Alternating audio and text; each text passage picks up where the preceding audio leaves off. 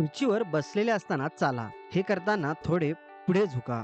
तुमची पाठ आणि मांड्या खुर्चीपासून वर उचला, जेणेकरून फक्त तुमचे नितंब सीटला टेकलेले असतील आणि चालताना करतो तशी तुमच्या पायांची हालचाल करा. सवय क्रमांक 46. बसल्या जागी चाला. या स्थितीत तुमचे पाय जमिनीला न टेकवता 2 मिनिटे असा सराव करा.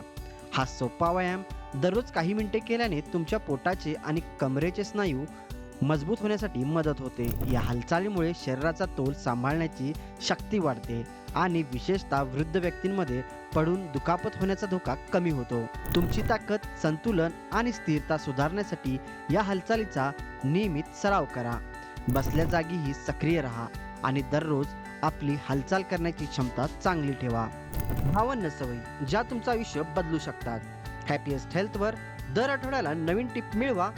हे सोपे उपाय तुमच्या दैनंदिन दिनचर्येत जोडा आणि एका वर्षात स्वतःमध्ये आरोग्यदायी बदल पहा.